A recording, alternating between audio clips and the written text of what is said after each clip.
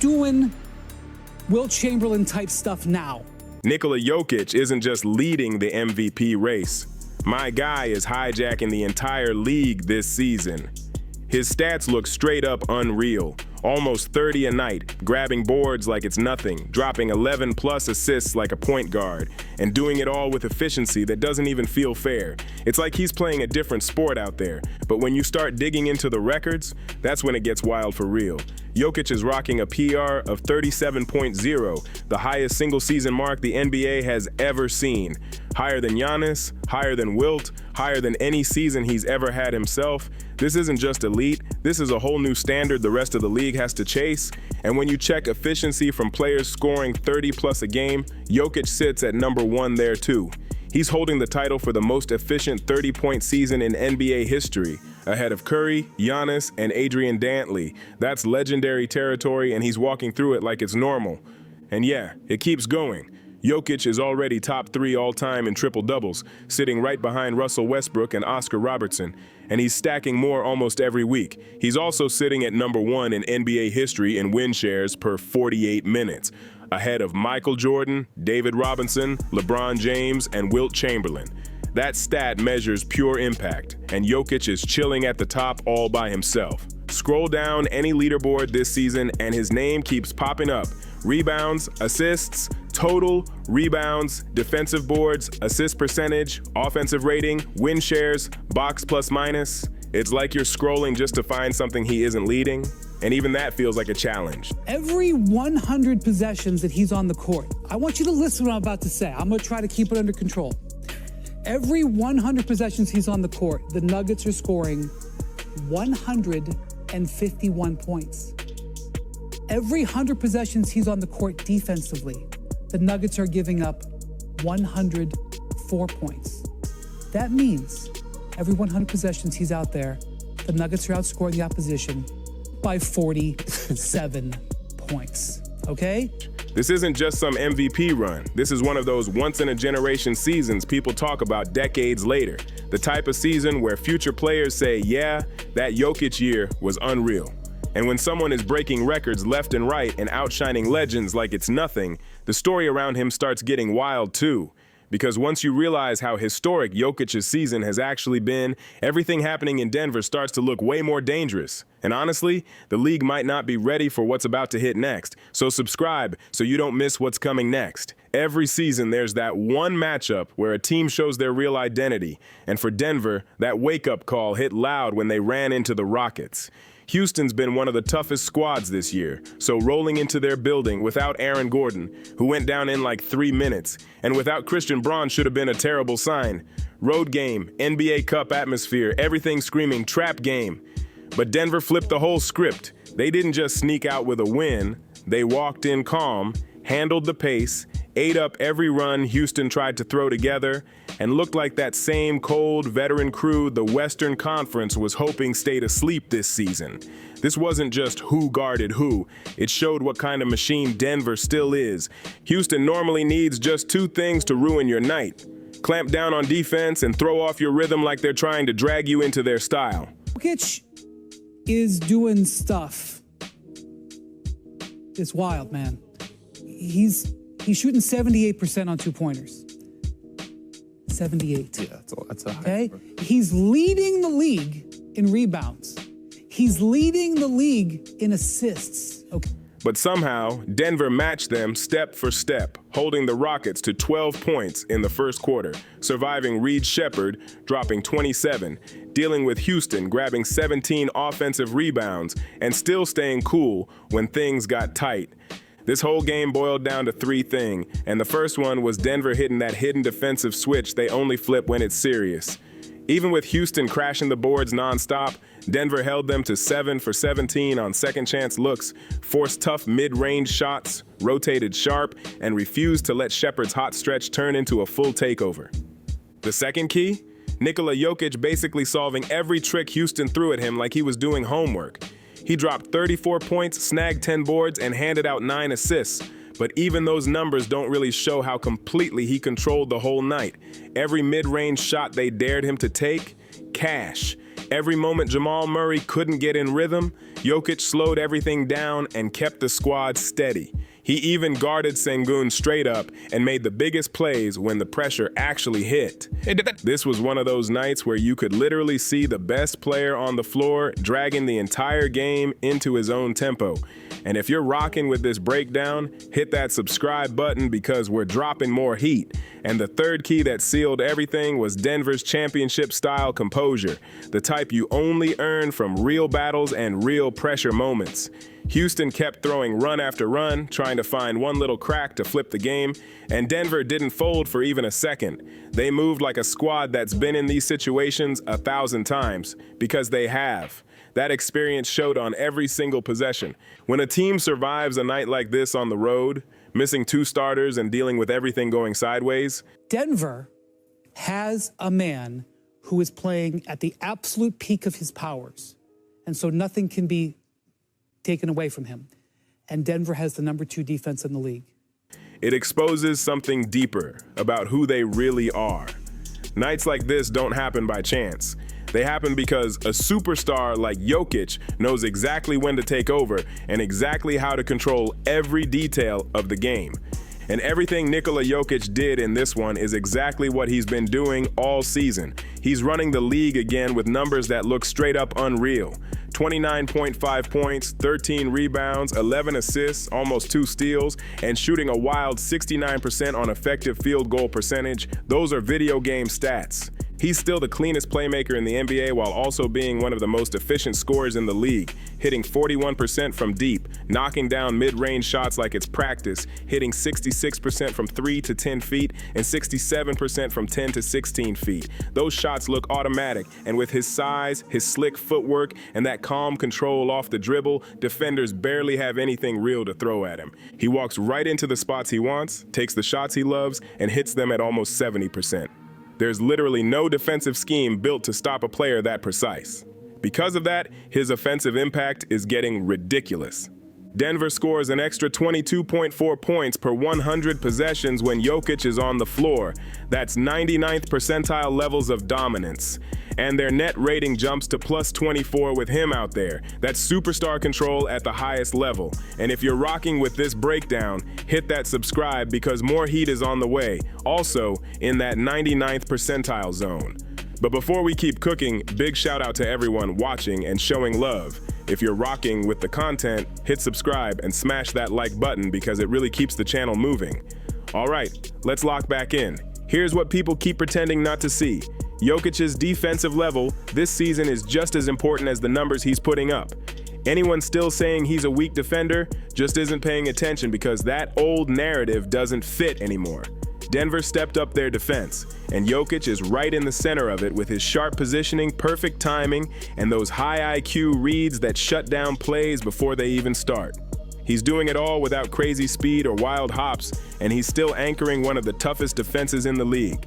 He's become the steady piece holding the whole structure together on that end, and that matters way more than any flashy chase down block fans hype up.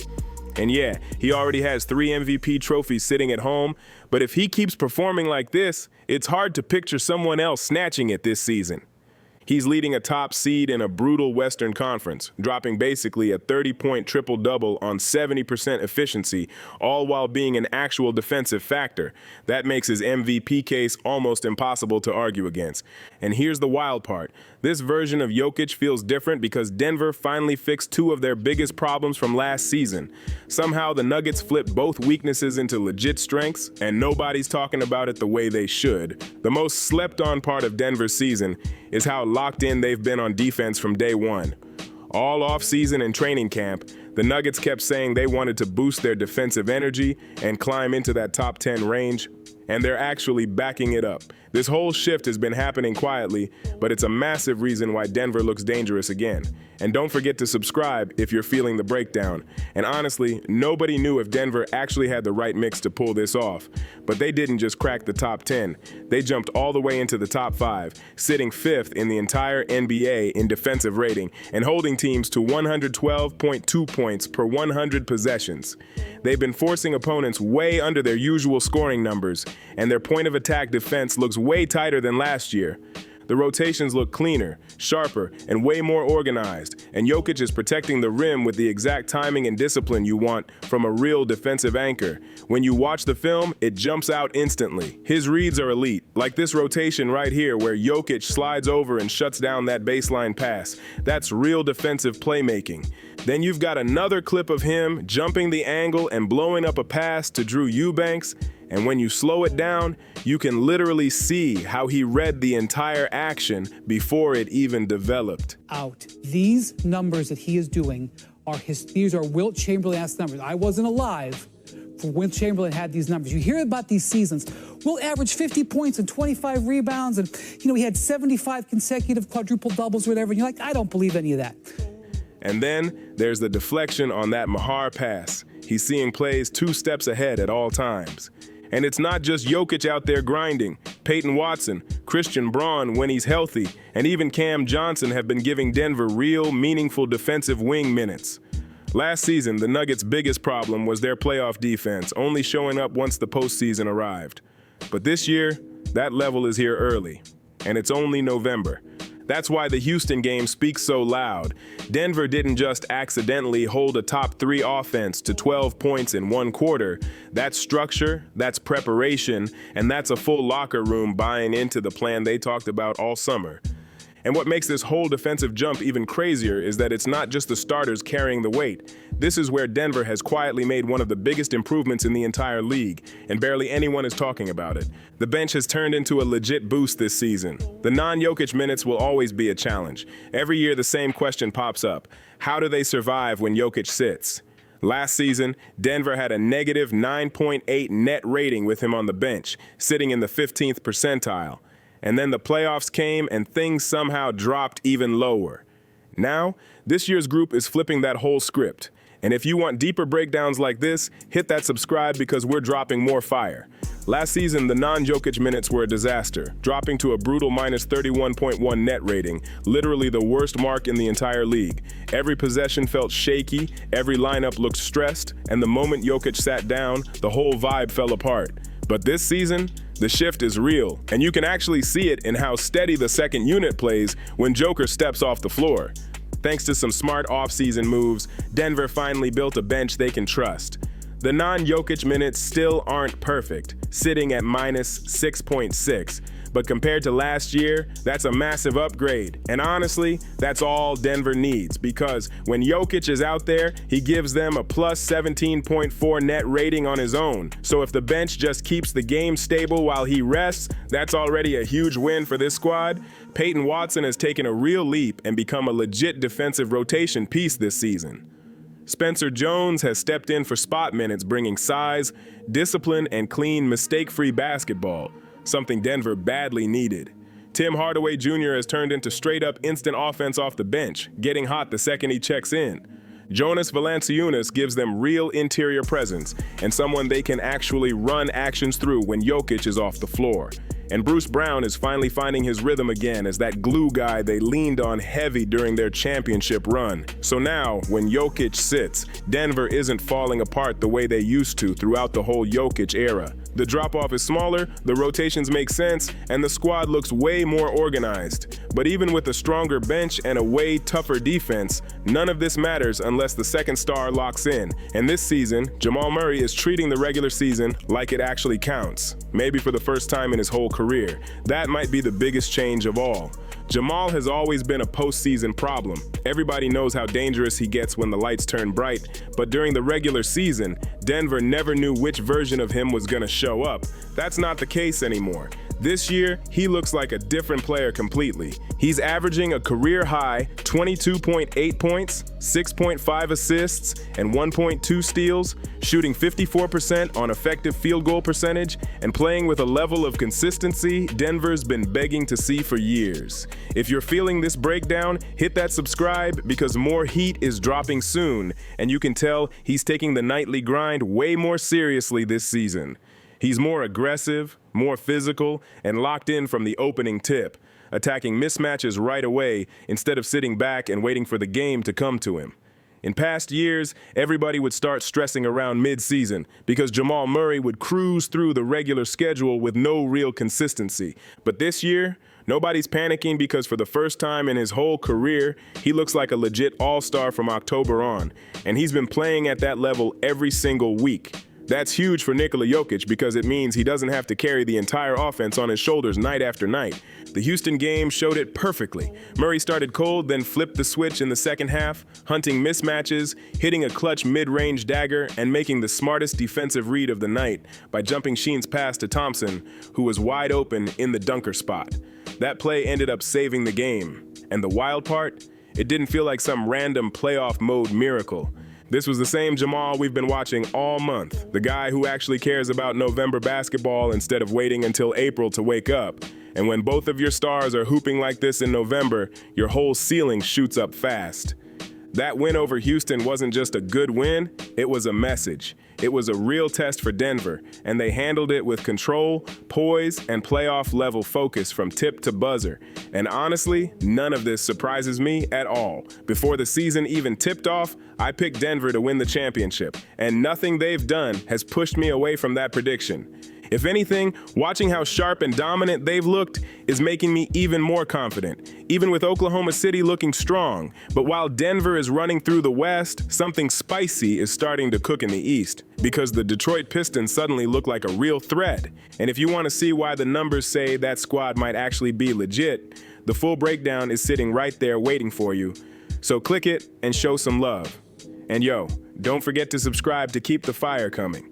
Did anything jump out to you, or do you see the whole story different? Drop a comment because I actually want to hear what you think. I appreciate everyone who pulls up to watch these breakdowns. Seriously, it means a lot. Make sure to like, share, and subscribe because that support keeps the channel moving and lets us keep dropping heat. And if you're hungry for more, there's a bunch of videos waiting for you right here on the channel. Go tap into those next. Catch you in the next one.